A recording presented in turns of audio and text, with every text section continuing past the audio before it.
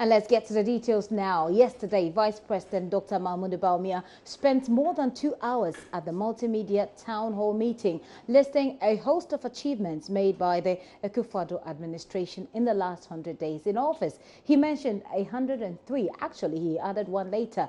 That's one of the achievements. Those are the achievements plus some excesses. You can hear him on that now. The 2017 budget returned Ghana back onto the path of fiscal consolidation with a budget deficit target of 6.5%. We ended 2016 with a budget deficit close to 9%, and we are going to bring it down this year to 6.5%.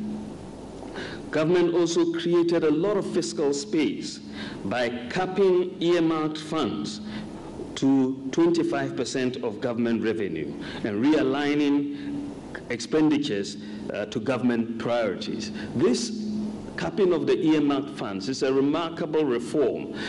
Many governments, especially if you look at the 2010 budget, 2011 budget, 2013 budget, 2015 budget, all these budgets attempted to do this and expressed the intention to do this, but never did it. But under Nana Akufo-Addo, we did it in the first budget, and it created some space for us because we were heading into a ditch. You take wages, you take interest payments, and you take statutory payments, and they exceeded all of your revenue. So you could not manage the economy, and we needed to create the space to manage the economy, and this is exactly what the capping did. Vice President Dr. Mahamudu Bawumia there yesterday. Well, today, the minority have been responding in equal measure. They say government has been wasteful in the 100 days that they've been in power. They also say that the 110 ministers appointed by the president has worsened Ghana's economy due to the huge cost of managing such government appointees. State plainly that what the president has done is far from protecting the purse. It constitutes a direct raid on the economy of the taxpayer. Maintaining the salaries and creature comforts for this large army of ministers will severely burden the poor taxpayer. This appointment relates into 110 bungalows, 110 saloon cars, 110 V8 Toyota Land Cruisers, 110 bodyguards, 220 police guards in their bungalows, and on and on and on. More importantly, it represents a direct breach of his pledge to cut waste in public expenditure. He has acted in a way that will introduce more waste in government finances. Simply put, President Akufo-Addo has been wasteful and has not been candid with Ghanaians. Mr. President, prune down your 110 ministers now. Ladies and gentlemen, for instance, it is inexplicable and a needless duplication of function that a whole ministry, Honorable Sarah Adjoa Safo, will be appointed to be in charge of public procurement at the time when the Public Procurement Authority exists, to which the President only recently appointed an executive secretary. What is even more bizarre, the Procurement Act requires the President to appoint 3 representatives to the board of the Procurement Authority, while the PPA is also, by law, under the supervision of the finance minister. It simply means the NPP government is centralizing key procurement decisions at the presidency for personal and partisan gain. Ladies and gentlemen, the NDC government amended the Public Procurement Act to enhance its effectiveness. Appointing a minister to be in charge of public procurement amounts to nothing but elongating the long arm of red tapeism, which in itself becomes a potential avenue for corruption. We also find it mind-boggling that 3 ministers will be created out of the Ministry of Transport, namely the Ministry of Aviation, Ministry of Railways, and Ministry of Transportation. An examination of the State of the Nation Address and the 419 budget statement reveals that the Akufo-Addo government will not be undertaking any major new transport sector projects in the foreseeable future. Again, we are completely baffled by the decision to populate the Ministry of Information and Communication with 7 ministers. That is a minister and 3 deputies for information, and a minister and 2 deputies for communication. Under President Mahama, the Information and Communication Ministries were merged and manned by 3 competent hands, a minister and 2 deputies. It simply defies logic that work done by 3 people has suddenly become so complex that even 7 are now required to do it. Are they going to build more national data centers?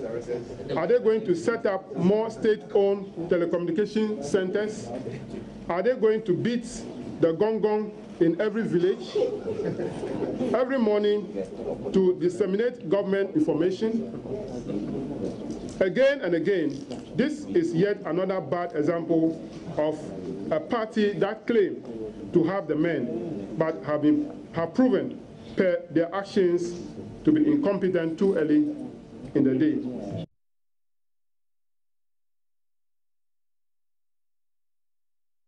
Well, James Kluchaveji is Deputy Minority Leader there. What they've been talking about, several promises that the NPP made in the run-up to the elections that they say they failed to deliver on. Here is that soundbite as well. The cost of living has inched up significantly, making life unbearable for many Ghanaians, even in these early days. Transport fares have not been spared. A 15% increase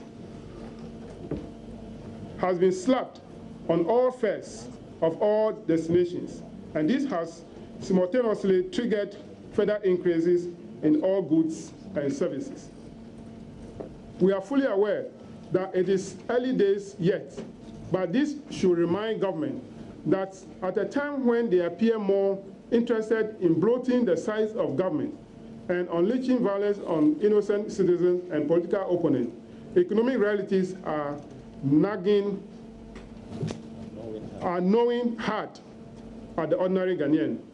What Ghanaians expect is a lowering of the spiraling cost of living in consonance with the promises made to them.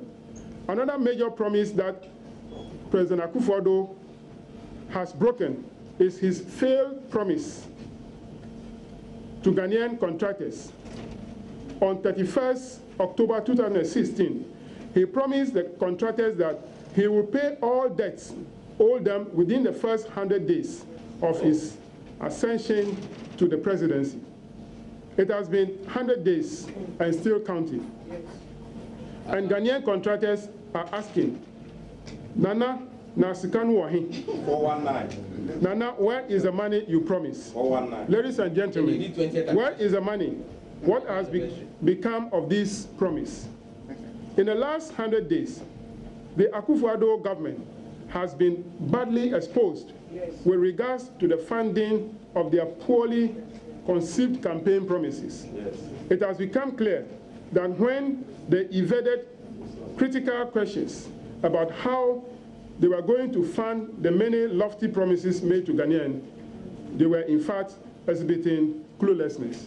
Dr. Bawumia must be told in every clear terms that Ghanaians were expecting of him to explain why, after 100 days, there is not a single dam or a single factory project that has commenced in any of the 216 districts, and why instead we are being treated to one region, one vigilante group. We will say no more about what propaganda charade. Ladies and gentlemen, conclusion. It has been 100 days of broken promises. It has been 100 days of gross incompetence, as was classically exhibited in the spare parts fiasco. It has been 100 days of shameful plagiarism, by no mean a person than the president himself.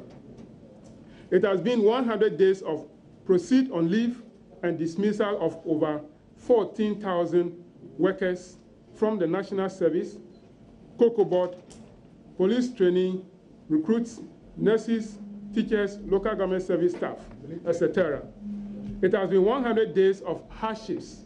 It has been 100 days of deceits. It has been 100 days of wasteful expenditure on presidential swearing-in ceremonies in Accra and Chebi. It has also been 100 days of wasteful expenditure on the Ghana at 60 celebrations. It has been 100 days of terrorism by invisible forces, Delta forces, and all the hidden partisan vigilante forces. Ladies and gentlemen, these are sinister forces on the prowl in our nation. It has also been 100 days of unprecedented bribery and conflict of interest in high places. And as you all know, it is 100 days of 110 ministers. And let me add, it has been 100 days of wahala.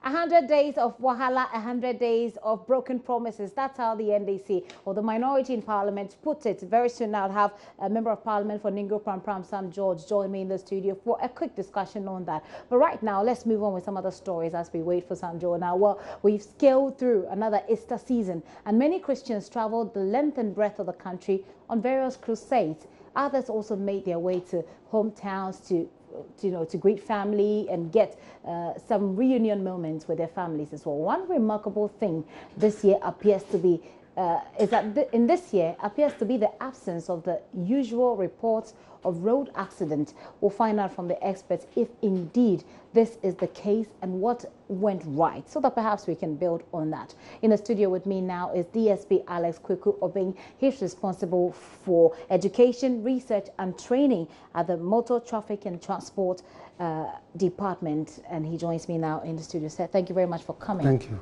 Okay, so it sounds like a good thing, I mean, this year, but we don't have the figures. You do. Can we confidently say that this year's Easter celebration has been accident-free? I mean, if we have to compare with what happened last year. Well, thank you very much, and we have all come back because we are in the after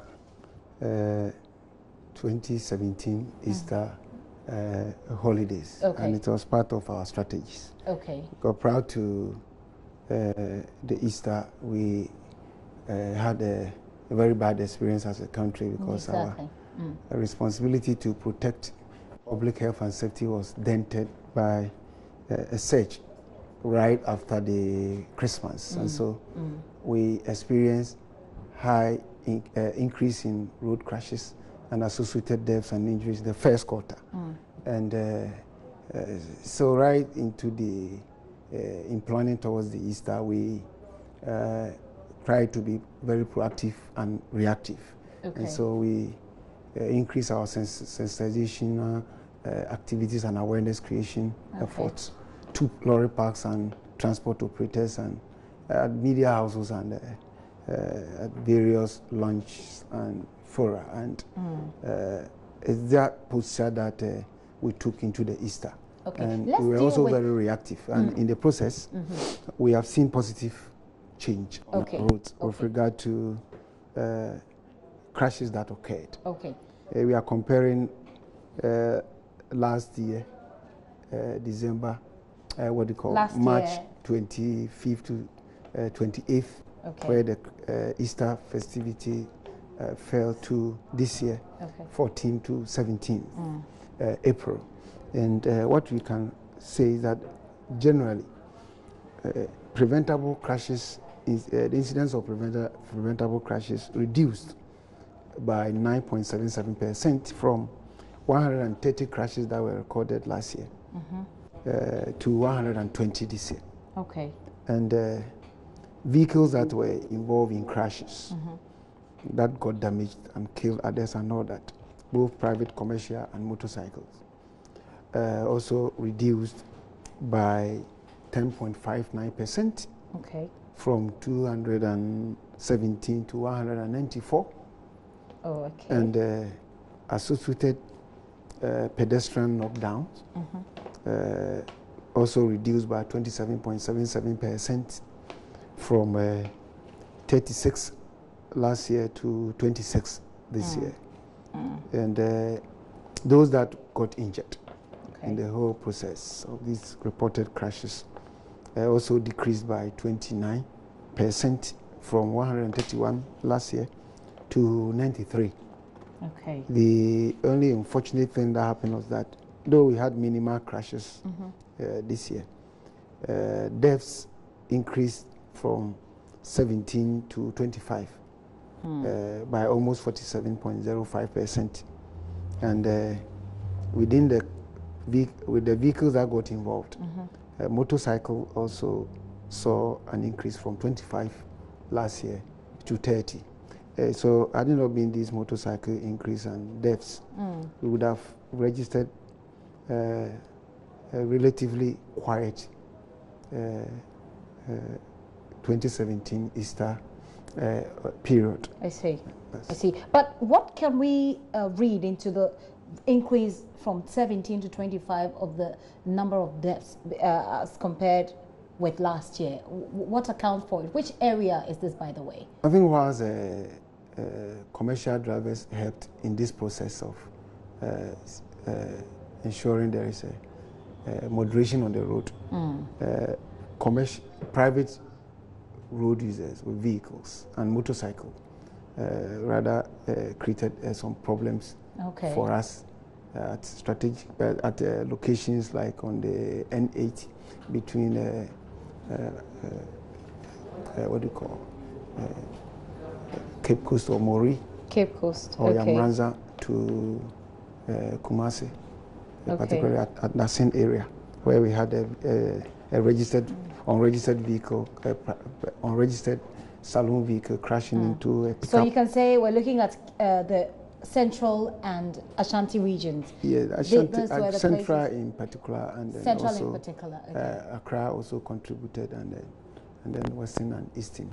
But Eastern, one happy thing is that where we concentrated our efforts, there were minimal crashes. Okay. And where we thought the place was had a history of peace, we experienced crashes, particularly at Akemoda, Asamankese, Akuse, among other areas, as compared to where we have high volume of traffic plying the corridor, particularly on the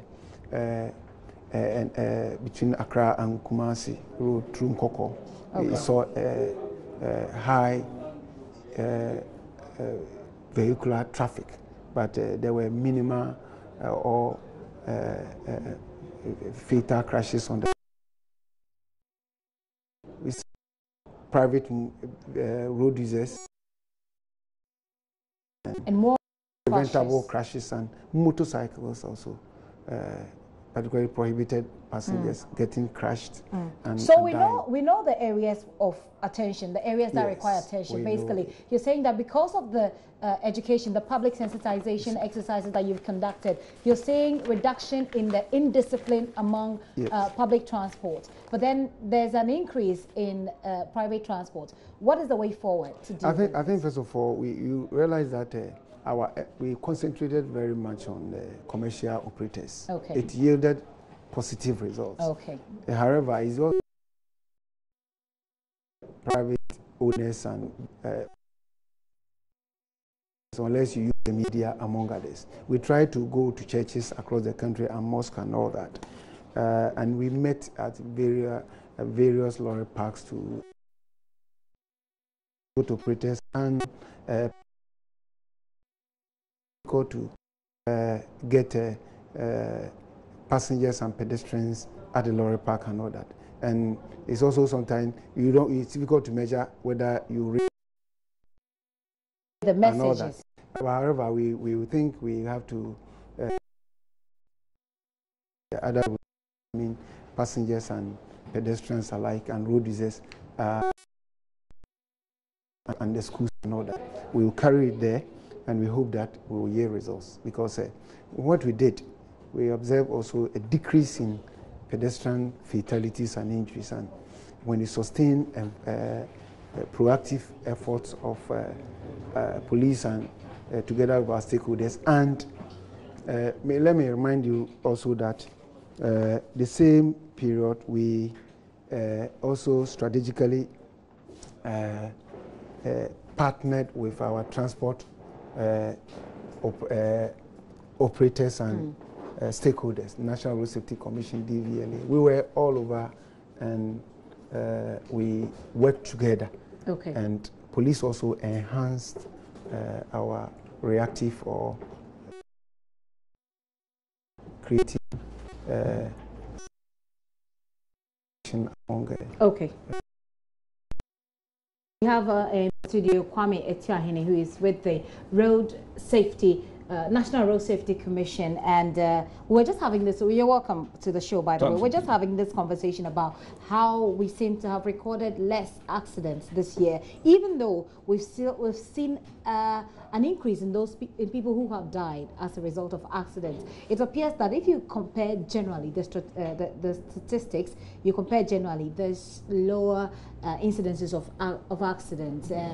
DSP here has been telling us what needs to be done. He says that the areas of attention right now appears to be private transport owners. What is the national safety reach people? Have you realized this trend, by the way? Yes, thank you. I think that for some time, when you look at the data, we do. So at the beginning of the year, the common areas of passengers. But the reason we pay attention to this monthly is to be able to gauge the trends as they emerge, and if there's a need for us to focus or realign our programs to an emerging trend, we quickly have to do that.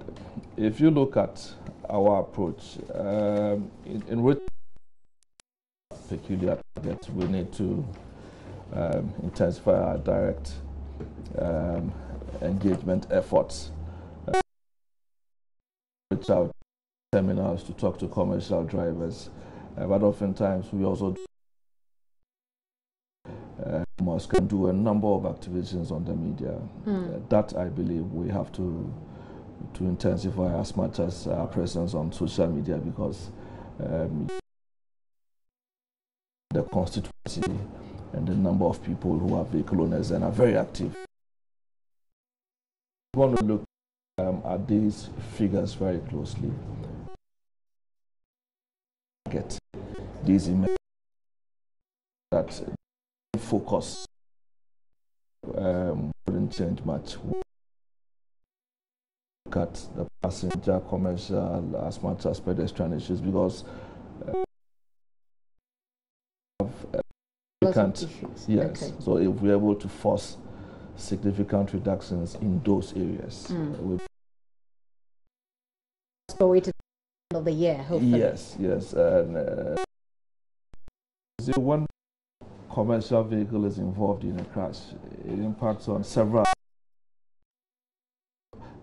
to a very large extent, inform the base for these programs. But okay. It doesn't mean that we overlook these other emerging areas. The last time I spoke with your people represented from your office, they told us that you'll be rolling out the speed camera, I think in April?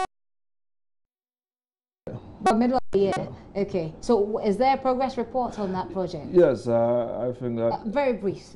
We need to wrap up in a bit. Yes, we are working towards the middle of the year. A partner. We need a number of sensitization. We don't want to surprise Ghanaians with it. So they will get to know where they are, what they need to do in order not to be... Yes, let me take your final comment on, complete is still some sort of progress. Your final comment? I think my final comment is that looking at the impact we had, there is this that also came up efforts during this period. That had to do with the deployment of heavy equipment that are able to tow vehicles on our corridors and in police urban jurisdiction. It has helped greatly. So we want to remind motorists that those who are using certain vehicles of 3.5 tons and above, that apart from putting the yellow reflective tapes on your vehicles, you ensure that when the vehicle breaks down, you call 1-845. The 1-845 reach it and tow it. This we did, and luckily for us, most of the public arterial road that we are known to be accident prone did not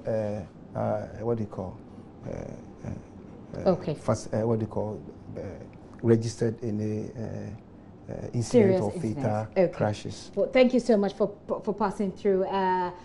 Kwame Etiahene is with the National Road Safety Commission, and also here in the studio with me has been Director of Research and Training, Education Research and Training at the Motor Traffic and Transport Department, DSP Alexander Kweku. Sounds like a good story there.